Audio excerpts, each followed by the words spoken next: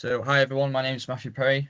I'm a student from Salford University. My presentation today is on the effectiveness of virtual reality training in enhancing police interview techniques for vulnerable young victims of child sexual exploitation. A bit about myself. Well, from finishing uni, I tried to apply for a job in the police, but got unsuccessful. And then I think tried to get into the military, which is what it says for under my name, but got unsuccessful, which I spoke to someone else on the board about, just so it doesn't get confusing. If we can move on to the next slide, please. So what should happen? Oh, why look at VR in police training? Well, this research looked at virtual reality because policing already relies heavily on scenario-based learning, whether that's through classroom input or role play.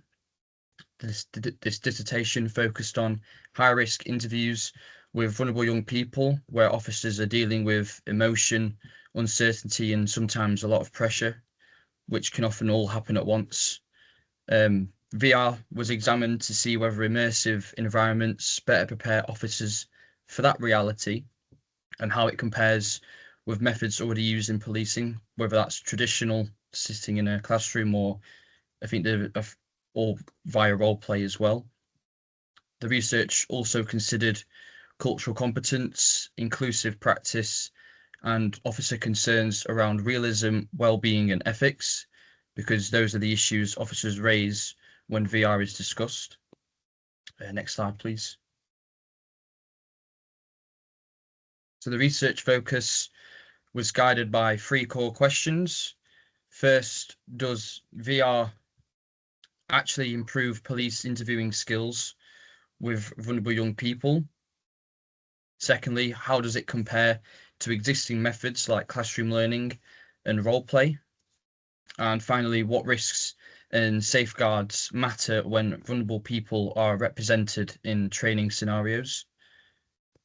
Importantly, this research did not assume whether VR was better.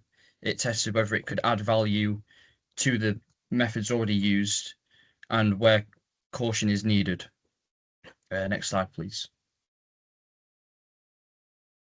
So the approach that I used was based as a technology trial, but was a literature-based dissertation that reviewed recent evidence and examples from policing. So this looked at a few police forces around the UK, like North Wales, the Met Police, and the Cheshire Constabulary.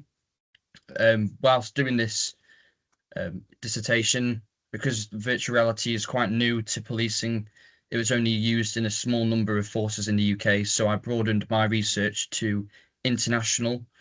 That looked at the US because it's so big and uses VR quite a lot for their simulations, as well as the Netherlands Police Force. I examined the cognitive and emotional learning benefits of immersive simulation and compared VR with classroom teaching and role play, which overall the findings were synthesized to draw out implications for training, design, and implementation. So the emphasis was not only on whether VR works, but how it might be used as well. Next slide, please. So the main findings were fairly consistent across the literature.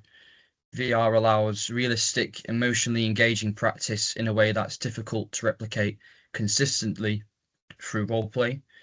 There is evidence of improved confidence, skill retention, and decision making when VR is used appropriately, and it can also support empathy building and trauma-informed communication, but only when it's part of blended learning alongside coaching and reflection, which I found during my time at uni I saw how it could be used effectively, and it is really good. But there were key risks to be clear on, which were around the ethics, inclusivity, and officer well-being, and of course the cost and access are all needed for active management. So I'll try and break this down into three key findings. Next slide, please. So the first one is around skills and readiness. Immersive VR scenarios can mirror pace style interview pressure, which matter because interviews can be stressful and fast moving. VR can also offer a safe space to practice where officers can make mistakes and improve without real world consequences. And it can also support reflection through feedback, debrief, and may strengthen emotional regulation and judgment, which are two things that are crucial when an officer needs to stay calm, listen carefully, and make good decisions when they're dealing with interviews with young people. Next slide, please. Secondly, I focused on empathy and communication. Sensitive interviews can rely a lot on rapport, listening, and careful questioning. Then this is not about teaching officers what to say, but VR can allow repeated practice of tone, pacing, and approach, which are often hard to rehearse consistently in traditional settings like classroom learning. The research was clear that VR is not about scripting emotion or rehearsing lines, but it can support professional curiosity, where it can help officers judge tone, pacing, and approach while staying investigative and proportionate throughout. The evidence reviewed suggested that VR may increase confidence in challenging interactions and support more consistent person-centered communication, particularly where the interviewer needs to balance information gathering with sensitivity. Next slide, please. And finally, I looked at cultural competence, which was a key theme, as trust and understanding are critical in interviews with young people from diverse backgrounds in particular, and they can enable effective engagement where you can simulate diverse scenarios to help develop adaptive communication. However, this has to be done carefully. A key finding I found was that VR must be co-designed and ethically governed. Without safeguards, there's a risk of emotional fatigue, bias, or oversimplification. Effective programs can build in debriefing, well-being checks, and oversight. So in other words, VR can expose trainees to diversity in a structured way, but it cannot replace real experience, supervision, or professional judgment. It should be seen as a support tool, not a shortcut. Next slide, please. So what does this mean for policing and practice? The findings suggested that VR could support improved preparation for emotionally complex interviews. They can help trauma-informed practice more consistent across teams. Stronger empathy and communication could improve outcomes and trust, and VR can provide standardized exposure to rare but critical scenarios, situations where officers may not encounter often, but they can handle when they need to. The strongest message from the research is this: VR works best alongside coaching, which involves training, reflectiveness, and improvements where needed. Next slide, please. So what are the next steps? These are practical and staged. My dissertation suggested that VR should be piloted for safeguarding and sensitive interviewing, as impact should be evaluated by both training leads and practitioners, not just measured by confidence, but by quality of engagement. Alongside this, organisations should set ethical governance and well-being safeguards, and importantly, co-produce scenarios with experts in communities. This isn't about replacing existing safeguarding or ABE training. It's about strengthening it, especially for rare, high-risk, emotionally complex encounters. The recommendations is not to have a rapid rollout, but careful piloting, evaluation, and governance, ensuring that VR supports officers rather than adding risk. We'll build on this into the next slide, please. So my overall recommendations are to embed VR within national training frameworks using a blended model. With the use of VR and traditional training methods, there should be a co-developed inclusive scenario with stakeholders. Training in trauma-informed communication should be continuous, not a one-off, and there should be ethical oversight and data protection safeguards so that VR can use feedback to support reflective learning. And that finally, strengthening community engagement in training design is really important. because authenticity and trust depend on who shapes the scenarios. This way, VR can support reflection, feedback, and professional development, not just be a performance measurement. Next slide, please.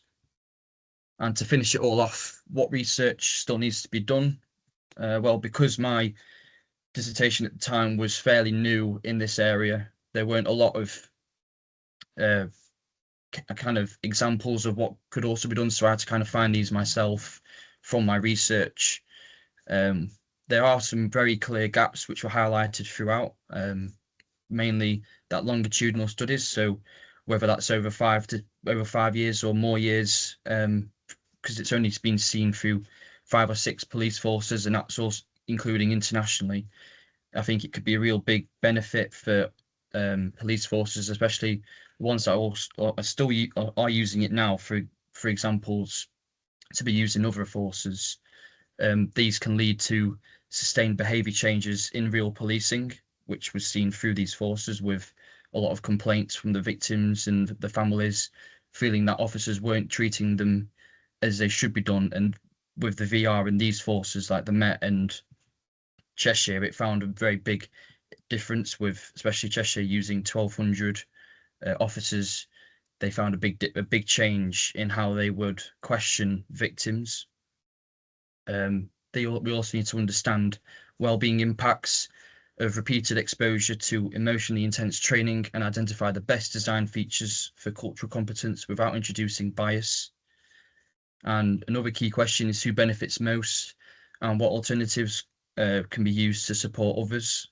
So that's using, multi-agency VR simulations with other public services as well, which is what Salford University was starting to do. They were starting to introduce simulations with the police, students, and other safe public services, like the hospital as well, to see what could happen in a simulation that involves other forces working together, which could be why interviews don't go so well with younger victims, because there aren't enough training for officers with mental health issues as well, which is another thing that impacted it as well. So overall, the evidence suggested that VR has real promise when used as part of a blended, ethically governed training approach, especially for building skills, empathy, and communication in sensitive interviewing. So thank you for listening. Well done, Matt. That's fantastic. You've really, that's a really comprehensive run through of obviously a very detailed piece of work there. There's a comment on the Q&A that you should hook up with a couple of the other speakers, because there's obvious overlaps there between your work, and we'll be looking to follow up after this session to try and make some connections for people. Thank you so much.